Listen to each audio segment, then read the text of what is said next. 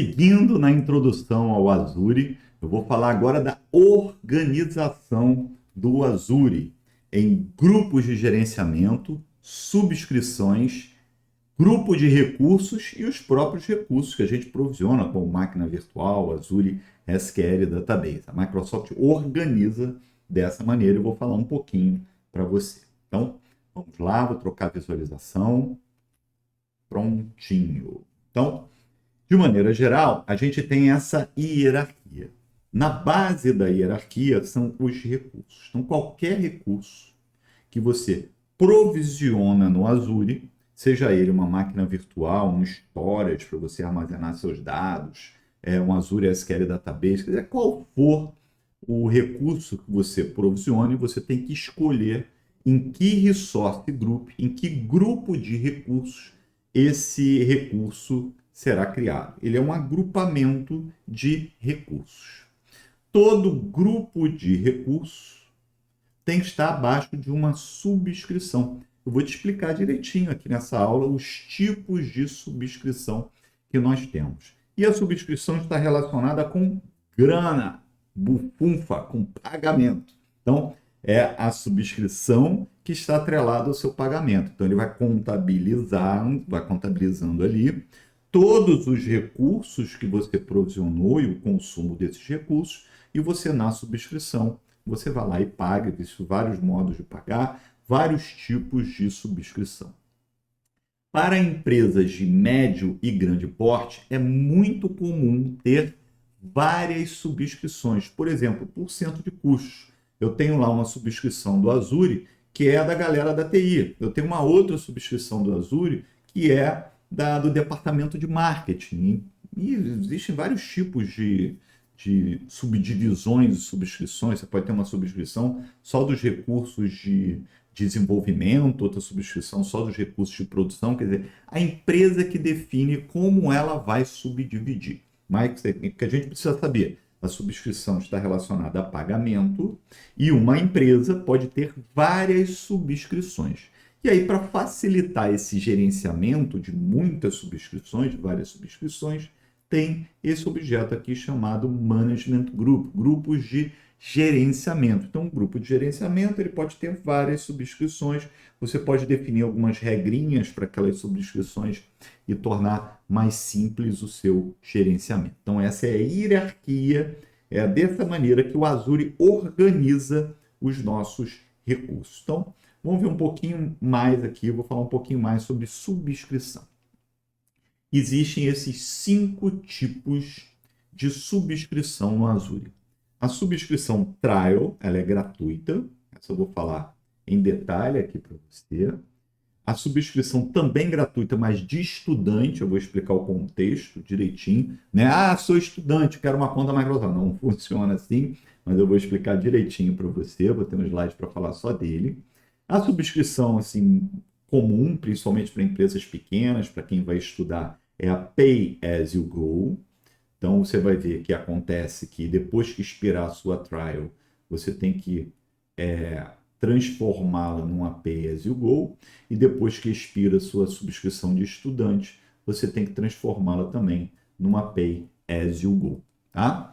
E aí tem os tipos de subscrição para as empresas maiores, que é o Cloud Solution Provider, CSP, que é fornecido por parceiros da Microsoft. Não é a Microsoft diretamente que interage com os clientes. A Microsoft ela tem uma rede de parceiros, uma série de parceiros credenciados pela Microsoft, que vendem licenças do Azure, que gerenciam as licenças do Azure, e normalmente está atrelada ali alguma consultoria, treinamento, algum serviço ao cliente. Então, consegue atender o cliente como um todo, tanto na parte de prover o acesso ao Azure e faturar esse acesso ao Azure, quanto em todo o suporte a essas empresas. E quando a empresa é grande mesmo, aí é direto com a Microsoft, que é o Enterprise Agreement.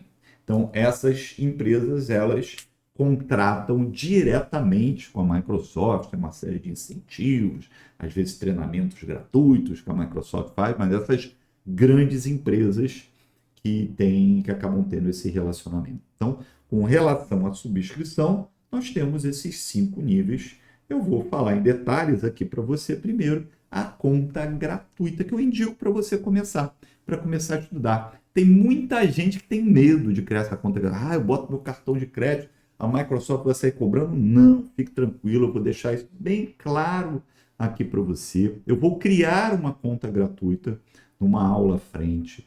Vou mostrar todos os laboratórios que eu faço aqui. Eu mostro quanto ele custou. Tá?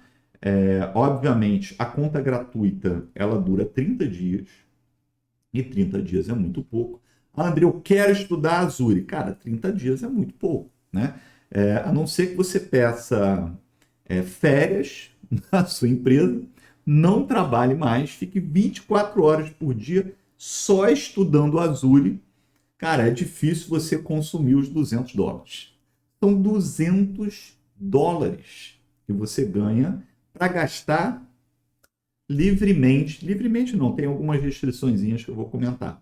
Mas para você gastar e provisionando os recursos. Porque tem algumas limitações, por exemplo, quantidade de processadores. Eu não posso sair provisionando um monte de máquina virtual ao mesmo tempo e tem um limite ali de quantidade de processadores, tá? Mas os serviços você vai provisionando até acabar o seu dinheiro ou os 30 dias, tá? Ah, Leandri, pô, eu criei minha conta gratuita, não usei nada. Azar seu. Você não usou porque não quis. Terminados os 30 dias, você perde esses créditos. Tá? Por isso que eu oriento os meus alunos que se organize primeiro. Não sai criando a conta gratuita. Estude Azure, organize os seus laboratórios, pense nos laboratórios, crie os roteiros dos laboratórios que você vai fazer. Então, estude os recursos, crie os roteiros dos laboratórios, depois crie a sua conta gratuita, se preparando na sua vida para você ter um bom tempo para estudar, para você tentar usar o máximo possível desse acesso gratuito. Mas não se engane, em algum momento você vai ter que gastar algum dinheirinho para estudar Azure. E dá para gastar muito pouco, eu vou mostrar isso para você. Tá? O que eu preciso para criar uma conta gratuita? São 3 coisas. Um número de telefone, um número de celular, que ele vai usar para te autenticar. Um cartão de crédito. Ah, André, é gratuito, por que eu tenho que colocar meu cartão de crédito? O cartão de crédito ele faz parte do processo para individualizar, porque a princípio cada um só pode criar uma.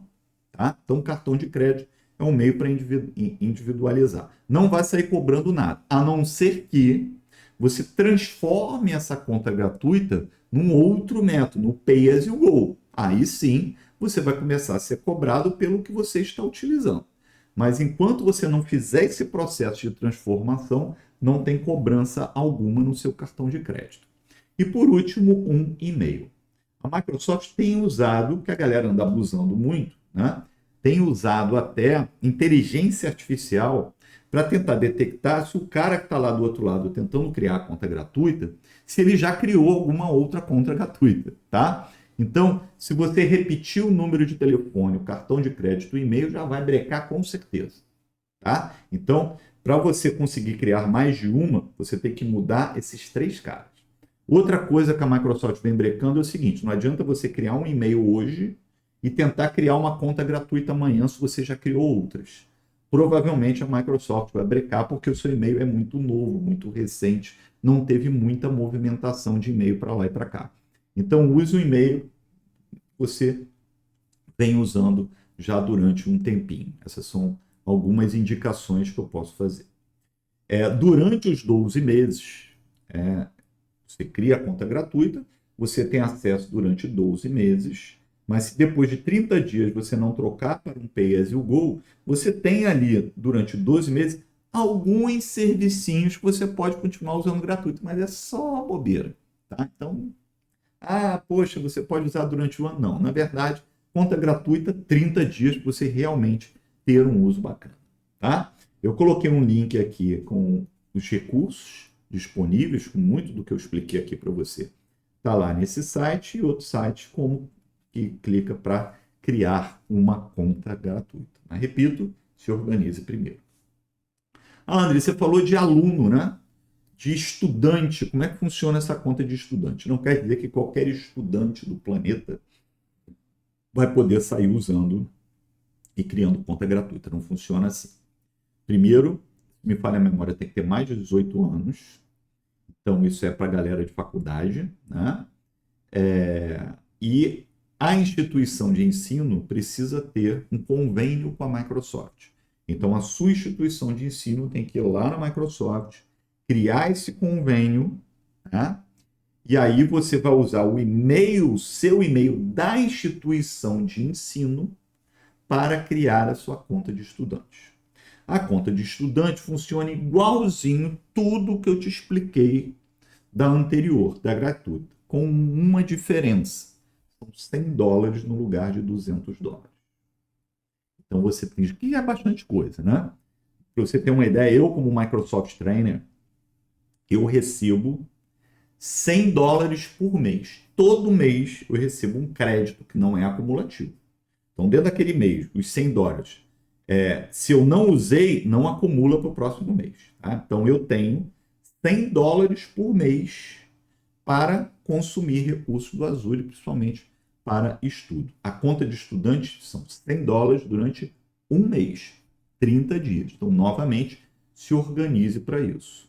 Tem alguns softwarezinhos gratuitos para a conta de estudante, tá? Acesso a uma parte lá do 365, o Visual Studio, então um Visual Studio específico, uma edição específica. Então tem esse link aqui onde você encontra esses softwares que a conta de estudante pode utilizar, tá? E novamente, como o outro, alguns serviços que não têm prazo de uso.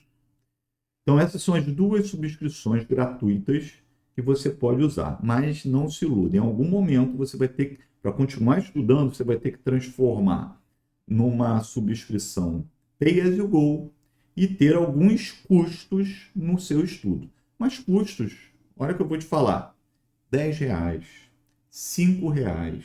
É só você ir estudando. Ah, vou fazer um laboratório hoje. Cria tudo, terminou, destrói tudo. Vai gastar ali R$5, R$3, R$4, bem pouquinho, dependendo, óbvio, do laboratório que você fizer. Então dá para estudar tranquilamente, mesmo não tendo uma conta gratuita. Ok?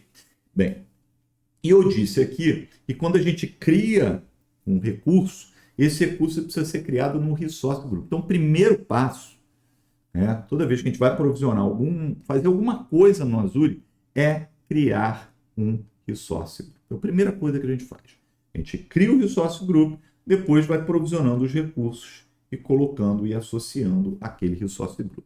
E aí a indicação que eu vou fazer para você em estudo é o seguinte: vou fazer um laboratório de estudo. O que você faz?